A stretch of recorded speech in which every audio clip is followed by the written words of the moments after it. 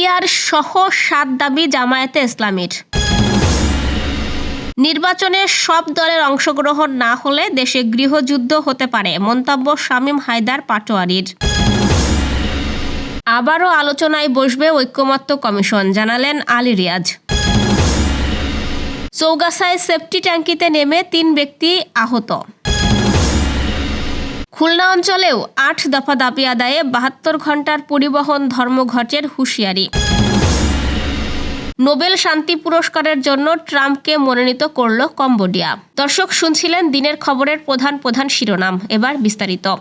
তার আগে আমাদের ইউটিউব চ্যানেল সাবস্ক্রাইব করুন এবং সব খবর পেতে ফেসবুক পেজ ফলো করে রাখার পাশাপাশি ওয়েবসাইট ভিজিট করুন। ভোটের অনুপাতে সংসদের আসন বণ্টন পদ্ধতিতে নির্বাচন সহ ৭ দফা দাবি জানিয়েছে জামায়াতে ইসলামী। বৃহস্পতিবার দলটির সর্বোচ্চ নীতি নির্ধারণী ফোরাম নির্বাহী পরিষদের জরুরি বৈঠক থেকে এইসব দাবি জানানো হয়। জামায়াতের দাবিগুলো হলো জুলাই ও অন্যান্য সময় সংঘটিত সব গণহত্যার বিচার, রাষ্ট্রের সব স্তরে প্রয়োজনীয় মৌলিক সংস্কার, জুলাই সনদ ও ঘোষণাপত্রের পূর্ণ বাস্তবায়ন, জুলাই গণঅভ্যুত্থানের শহীদ ও আহতদের পরিবারের পুনর্বাসন, পিআর পদ্ধতিতে জাতীয় নির্বাচন আয়োজন, প্রবাসীদের ভোটাধিকার এবং রাজনৈতিক দল ও প্রার্থীদের জন্য সমান সুযোগ ও লেভেল প্লেয়িং ফিল্ড। জামায়াতে ইসলামী এক সংবাদ বিজ্ঞপ্তিতে জানিয়েছে, গতকাল রাজধানীর মগবাজারে কেন্দ্রীয় কার্যালয়ে দলের নায়েবে আমির মুজিবুর রহমানের সভাপতিত্বে বৈঠকে রাজনৈতিক পরিস্থিতি নিয়ে বিস্তারিত আলোচনা করা হয়। বিজ্ঞপ্তিতে আরও বলা হয়েছে, জুলাই আগস্ট গণ অভ্যুত্থানের মূল উদ্দেশ্য ফ্যাসিবাদ মুক্ত বাংলাদেশ গড়ে তোলার লক্ষ্যে জুলাই সনদের আইন ভিত্তি প্রদান ও জুলাই সনদের ভিত্তিতে আগামী নির্বাচন হতে হবে। জাতীয় পার্টির মহাসচিব ব্যারিস্টার শামীম হায়দার পাটোয়ারী বলেছেন, দেশে এখনও জাতীয় নির্বাচনের উপযুক্ত পরিবেশ তৈরি হয়নি। সব দলের অংশগ্রহণ নিশ্চিত না হলে দেশ গৃহযুদ্ধের দিকে যেতে পারে।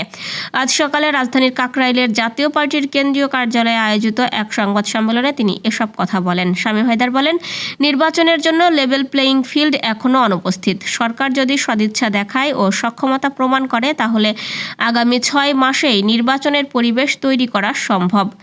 জাতীয় পার্টির সরকারের ভূমিকা পর্যবেক্ষণ করছে, সেই অনুযায়ী আমরা নির্বাচনে নিয়ে সিদ্ধান্ত নেব বলে জানিয়ে তিনি অভিযোগ করেন, নির্বাচন কমিশন এখন পক্ষপাতদুষ্ট আচরণ করছে।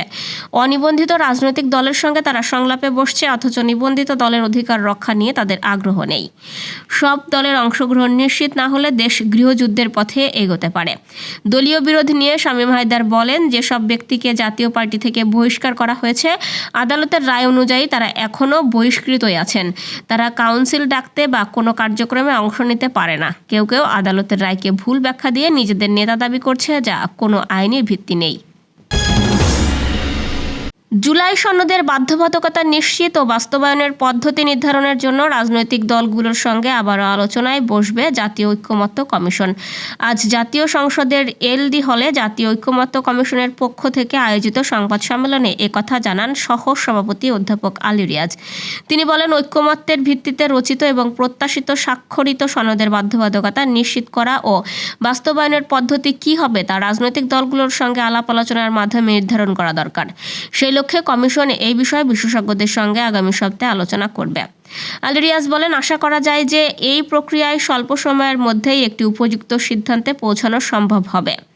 তিনি বলেন, রাজনৈতিক দলগুলোর সঙ্গে গত 2 পর্বের আলোচনায় কাঙ্ক্ষিত জাতীয় সনদ প্রণয়নের লক্ষ্যে তাৎপর্যপূর্ণ সংখ্যক সুপারিশ বা সংস্কার ব্যাপারে জাতীয় ঐক্যমত্য সম্ভব হয়েছে। যশোরের চৌগাছায় নির্মাণাধীন ভবনের সেফটি ট্যাঙ্ক পরিষ্কার করতে নেমে 3 জন ট্যাঙ্কির ভেতরে অচেতন হয়ে পড়েন। খবর পেয়ে ফায়ার সার্ভিস ঘটনাস্থলে পৌঁছে মুমূর্ষু অবস্থায় তাদেরকে উদ্ধার করে হাসপাতালে ভর্তি করে। ঘটনাটি ঘটেছে আজ সকাল 8:30টার দিকে উপজেলার পাতিবেলা ইউনিয়নের বড় নেয়ামতপুর গ্রামে। আহতরা হলেন বাড়ির মালিক, নেয়ামতপুর গ্রামের মৃত আমানত আলী ছেলে ইনতাজ দফাদার, একই গ্রামের আব্দুস সালাম ও অলিয়ার রহমান। ফায়ার সার্ভিসের চৌগাছা অফিসের কমান্ডার জাহিদুল ইসলাম জানিয়েছেন, তারা খবর পাওয়ার সাথে সাথে ঘটনাস্থলে উপস্থিত হয়ে সেফটি ট্যাঙ্কের ভেতর থেকে আহতদের উদ্ধার করে দ্রুত চৌগাছা হাসপাতালে ভর্তি করে।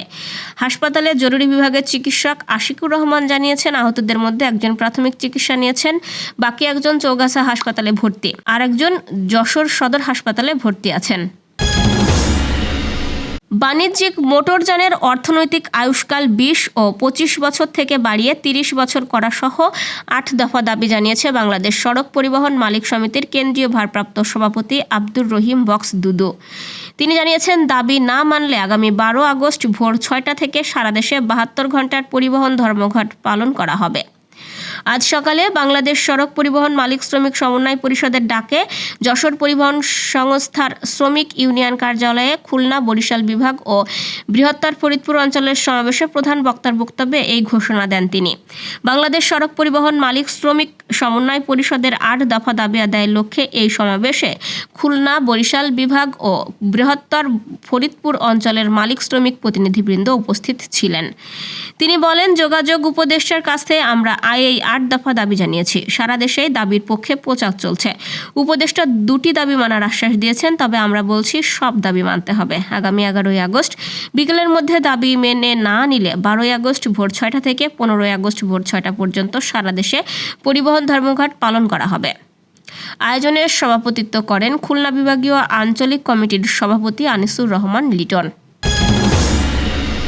যুক্তরাষ্ট্রের প্রেসিডেন্ট ডোনাল্ড ট্রাম্পকে নোবেল শান্তি পুরস্কারের জন্য আনুষ্ঠানিকভাবে মনোনয়ন দিয়েছে দক্ষিণ পূর্ব এশিয়ার দেশ কম্বোডিয়া। সম্প্রতি থাইল্যান্ডের সঙ্গে সীমান্ত সংঘর্ষ বন্ধে মধ্যস্থতা ও শান্তি প্রতিষ্ঠায় ভূমিকার স্বীকৃতি হিসেবে দেশটি এই মনোনয়ন পাঠিয়েছে।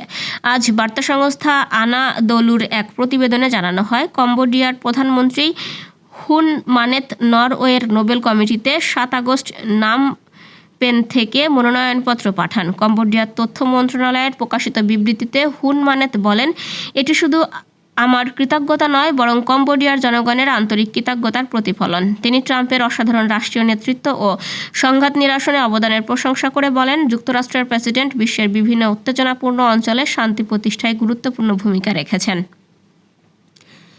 দর্শক, এই ছিল দুপুরের আয়োজন। রাতের খবর দেখার আমন্ত্রণ রইল। সেই সঙ্গে এতক্ষণ সাথে থাকার জন্য ধন্যবাদ।